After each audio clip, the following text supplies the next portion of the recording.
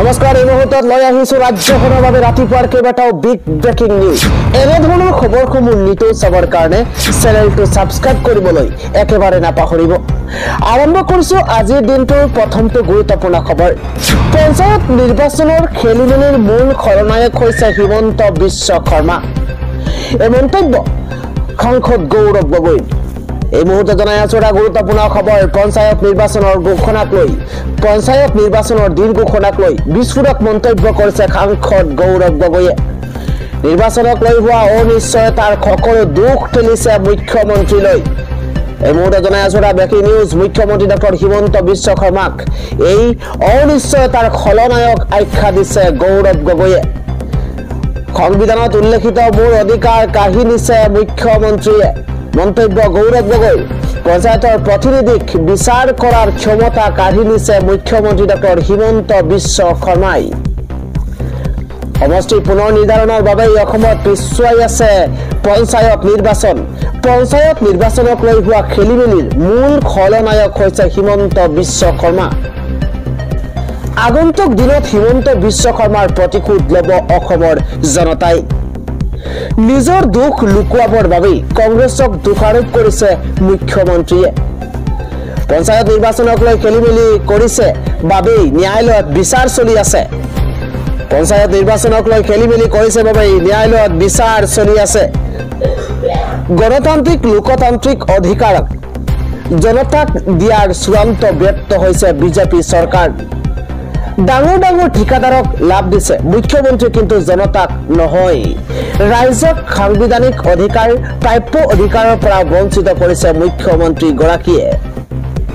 আন এটা খবৰ হৈছে এবাৰ বিহুত মাঘ বিহুত মাছৰ মূল্য ইতিমধ্যে নিৰ্ধাৰণ কৰা হৈছে মাঘ বিহুৰ বজাৰত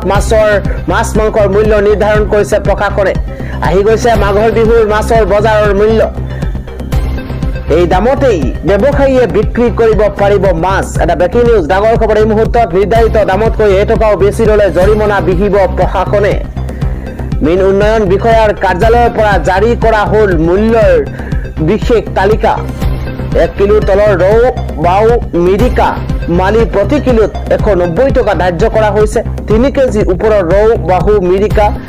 মালি প্ৰতি কিলোত 440 টকা ধাৰ্য কৰা হৈছে এটা ব্ৰেকিং নিউজ ডাঙৰ খবৰ এই মুহূৰ্তত 1 কিলোৰ তলৰ grass carp silver carp common carp প্ৰতি কিলোত 140 টকা ধাৰ্য কৰা হৈছে এটকা বেছি ল'লে প্ৰশাসনে বিহিত ব্যৱস্থা গ্ৰহণ কৰিব 3 কিলোৰ ওপৰৰ grass carp silver carp common কাৰ্পৰ প্ৰতি কিলোত 340 টকা ধাৰ্য কৰা হৈছে ইফালে 1 কিলোৰ তলৰ আৰি বৰালি চিতল 240 টকা ধাৰ্য কৰা হৈছে আজি পুৱাৰ আন এটা গুৰুত্বপূৰ্ণ খবৰ হৈছে চৰকাৰী কৰ্মচাৰীলৈ সুখবৰ কৰ্মচাৰীয়ে লাভ কৰিব ঘৰ ভাড়া লগতে বোনাছ ভোগালী বিহুৰ প্ৰাকখনতে চৰকাৰী কৰ্মচাৰীলৈ সুখবৰ নগদবিহীন হ'ব ৰাজ্যিক কৰ্মচাৰী চিকিৎসা বীমা আঁচনি এটা ব্ৰেকিং নিউজ ডাঙৰ খবৰ 1 এপ্ৰিলৰ পৰা কাৰ্যকৰী কৰা হ'ব এই নিয়ম 13,000 ফিক্সড পে মাষ্টাৰৰ কৰ্মচাৰীয়ে লাভ কৰিব ঘৰ ভাড়া লগতে বোনাছ এটা ব্ৰেকিং নিউজ ৰাজ্যিক কৰ্মচাৰী এতিয়াৰে পৰা লাভ কৰিব অল্ড পেঞ্চন স্কিমৰ সুবিধা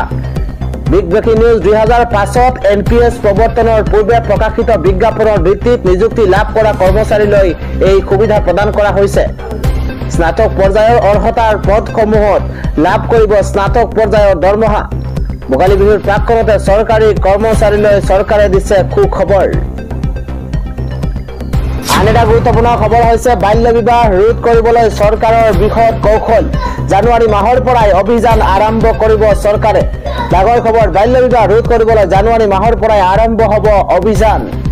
শেষৰটো অবৈধ স্বামী গ্ৰেপ্তাৰ নোহোৱা পৰ্যন্ত ক্ষান্ত নহয় প্ৰশাসন কন্যা সন্তানক লৈ চৰকাৰে মুকলি কৰিছে অভিলাষী আঁচনি বিবাহৰ পৰিৱৰ্তে শিক্ষিত কৰিবলৈ আঁচনি গ্ৰহণ কৰিছে চৰকাৰখনে হায়াৰ ছেকেণ্ডাৰী স্নাতক অথবা স্নাতকোত্তৰ শিক্ষাৰ্থীলৈ মুকলি কৰিলে ধন নিযুত মইনা আঁচনিৰ অধীনত কন্যা শিশুক শিক্ষিত কৰিবলৈ চৰকাৰে মুকলি কৰিছে নিযুত মইনাৰ ধন এটা ব্ৰেকিং নিউজ আজি 1,59,926 গৰাকী ছাত্ৰীলৈ মুকলি কৰি দিয়া হ'ল ধন